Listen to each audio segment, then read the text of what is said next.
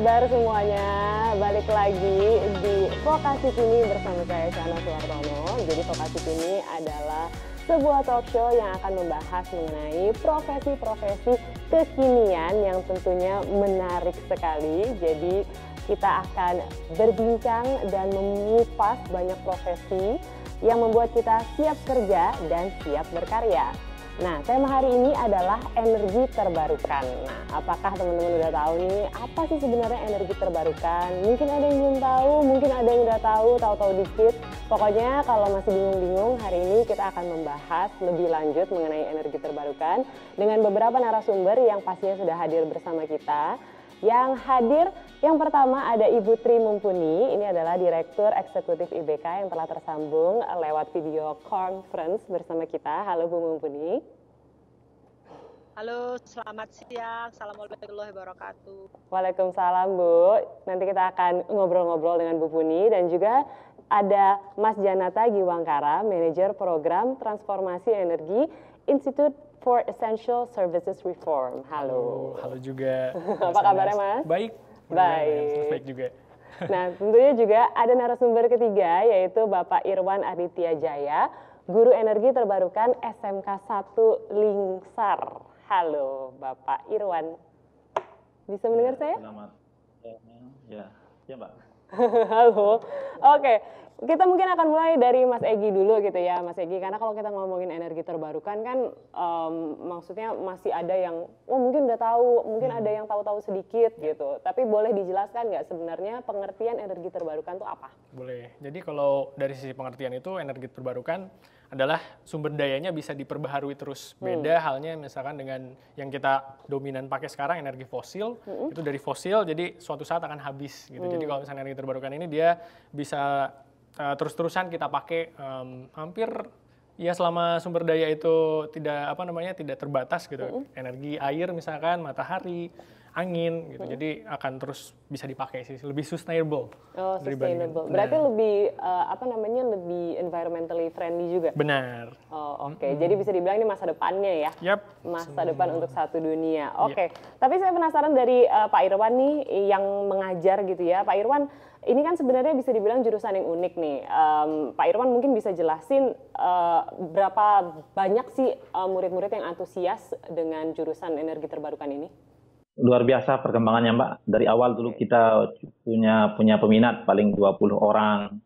Kemudian meningkat menjadi 30. Akhirnya di yang tahun sekarang mungkin kita batasi karena kelas kita sudah tidak menampung. Nah, karena kita di sekolah itu sudah saya promosikan besar-besaran. Di sekolah sudah ada pembangkit. Sekolah kami kan sekolah mandiri energi di NTB. Ya. Oke, sekolah mandiri energi ya Pak ya. Berarti makin lama antusiasmenya tuh makin terus berkembang ya per tahunnya. Betul. Ya, alhamdulillah. Alhamdulillah. Nah, kalau gitu saya beralih ke Bu Puni. Bu Puni mungkin bisa dijelaskan di Indonesia perkembangan mengenai energi terbarukan ini seperti apa, Bu?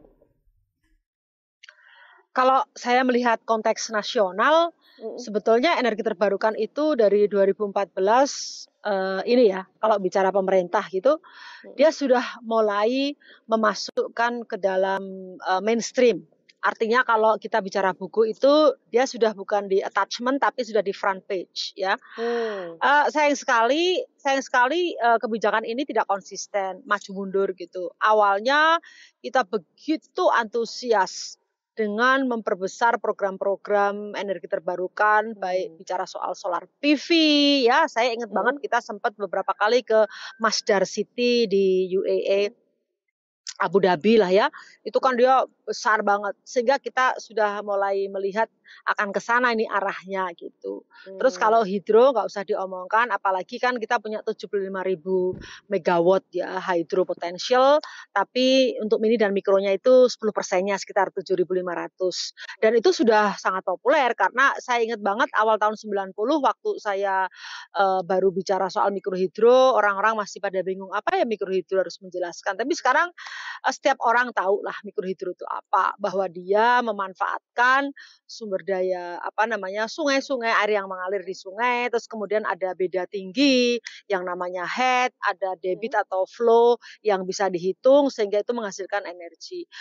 Saya mau menggarisbawahi bahwa Indonesia ini so blessed gitu ya, sangat beruntung banget lah bahwa kita ini dianugerahi energi terbarukan yang luar biasa. Coba just name it gitu. Coba ngomong ya, mau bicara matahari. Kita selalu akan ada gitu ya. Banyak sekali. Mau bicara air, kita punya 75.000 megawatt. Terus apa namanya, mau bicara angin. Nah, bicara angin ini menarik. Orang selalu berpikir kalau angin itu selalu yang gede-gede kayak di Eropa. Nggak bisa seperti itu, karakteristiknya lain-lain. Karena si air di angin di Indonesia ini kan sebetulnya karena kita di Katulistiwa ini kecepatannya tidak seperti di negara-negara subtropis, tapi bisa gitu loh. Saya sudah memasang 100 unit kecil-kecil sekitar 50 watt gitu ya di Sumba, dan sampai sekarang sudah 5 tahun berjalan dan bisa melistriki masyarakat di sana gitu. Yang penting kan masyarakat mendapatkan akses. Terus yang lebih menarik lagi adalah kita punya 28.000 megawatt potensial itu geothermal. Itu baru yang gede, yang super heated gitu ya. Sementara kalau kita bicara yang kecil, yang pakai sistem binary gitu, apa namanya, karena kita ini di ring of fire gitu, sehingga yang kecil-kecil itu banyak sekali. Kita ngeliat Cikotok, daerah Flores gitu ya, ya cukup hanya dengan heatnya itu cukup 90 derajat Celcius, itu nggak sampai 400 derajat seperti apa namanya deep geothermal ini yang shallow well aja gitu ya. Jadi di sungai-sungai gitu yang ada panas. Jadi banyak, kita tuh sangat kaya gitu. Saya belum ngomong soal algae. Kalau bicara algae lebih gila lagi.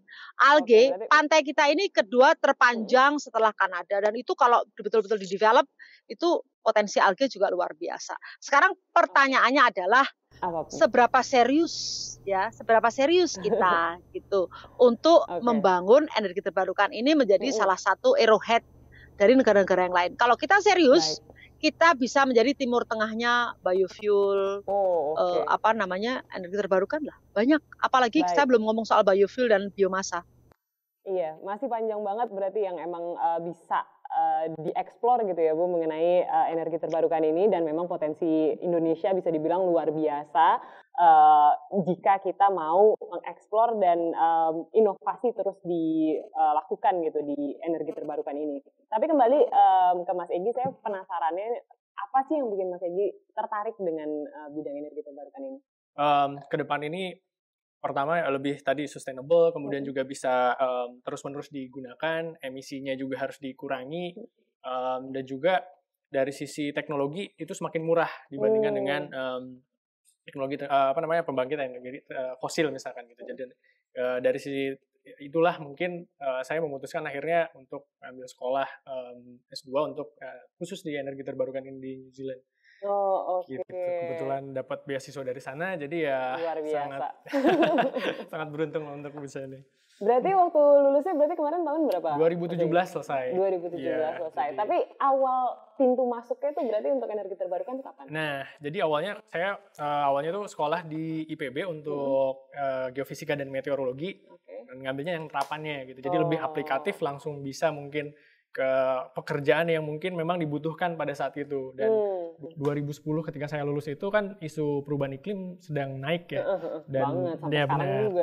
Dan salah satu cara untuk mengurangi perubahan iklim adalah menggunakan energi terbarukan atau energi bersih. Nah, ternyata saya dalami, wah menarik, dan ini kayaknya bakal jadi second wave isu setelah perubahan iklim. Jadi ya akhirnya saya terjun di dunia energi terbarukan. Meskipun masih mungkin buat orang awam masih agak asing gitu tapi memang energi terbarukan ini bisa kemana-mana gitu, bisa dibilang gitu.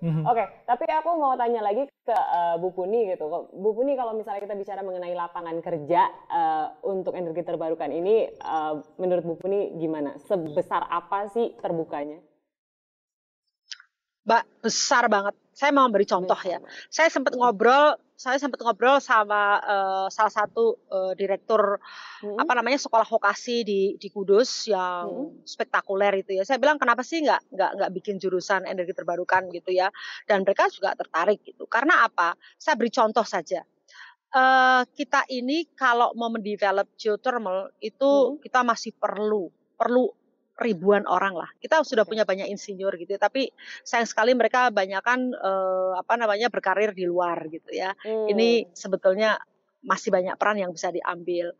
Terus kita kalau mau bicara ini yang paling sederhana ya, anak-anak SMK. Jadi saya pernah tahun 2014 waktu saya pernah lah menjadi ring 1 di Kementerian ESDM.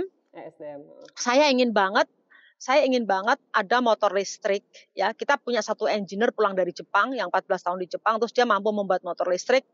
Kalau kita mau ngomong bahwa anak-anak SMK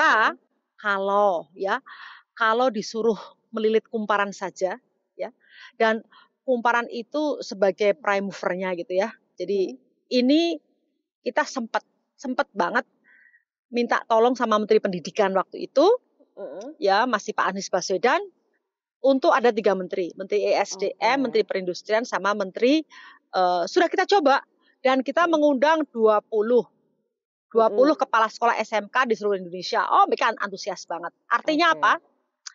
Kita membuat motor listrik ini dipindad, ya sekian puluh ribu gitu. Kita inginnya waktu itu mau coba dengan 100.000 dulu. Akan kita sebar ke semua anak-anak STM di seluruh Indonesia. Nanti tugas mereka itu hanya memelit kumparan, daripada sekarang ini beli terus dilepas ya, terus dipasang lagi. Kenapa enggak kita punya motor listrik terus kita pasang? Nah, karena sudah ada motor listriknya, ini terserah mereka mau jadi mikrohidro, mau jadi biomass, mau jadi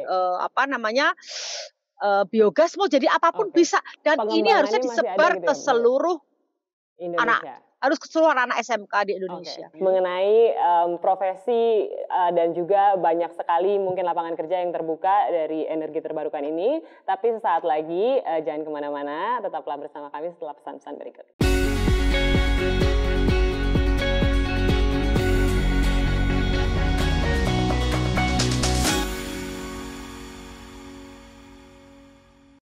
Sebenarnya bisa dikasih tahu nggak tips and triknya untuk masuk dan menekuni bidang energi terbarukan ini tuh mulai dari mana?